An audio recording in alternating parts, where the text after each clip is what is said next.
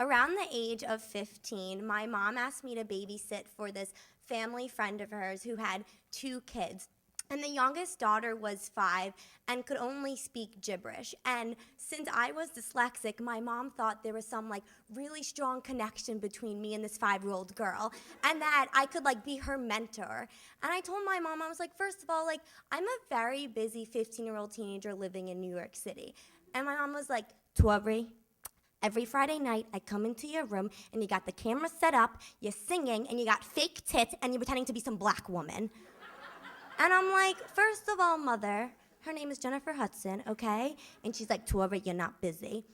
So the next week, I decided that I was gonna babysit.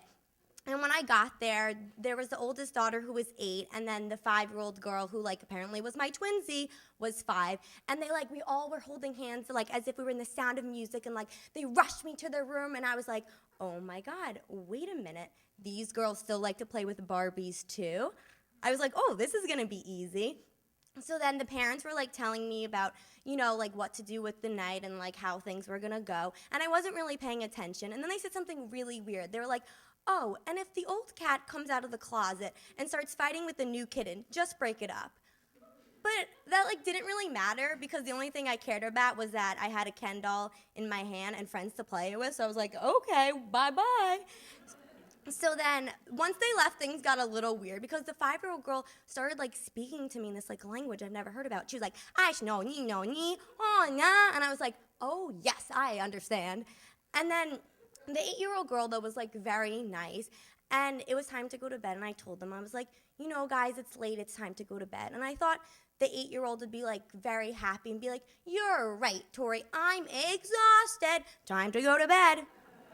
But all of a sudden, she turned into this 13-year-old bitch trapped in an 8-year-old body and was like, I don't want to go to bed. And even when she started jumping on the bed, and she was serious. She was like, I don't want to go to bed. And then the other one started jumping on the bed and was like, I still need to go. And I didn't know what to do, so I was just like, listen, I am not your friend, I'm your authority. And I was like, whoa, when did I become my mother over here? And all of a sudden, after I say that, the old cat comes out and starts fighting with the new cat, and then tears start to come down, and I'm kicking the cat, and the girl's just I think there's something you should do about this. And I'm like, well, obviously. So I'm kicking the cat. I'm like, okay, just put the cat in the room, and you go to bed whenever you want. So she puts the cat in her parents' room, and I run to the bathroom, and I start crying even more, and then all of a sudden I hear this thumping noise, and I'm like, oh my God, someone is really having sex upstairs in the middle of all of this? But then I soon realized it was the cat throwing itself up against the wall to try to get out.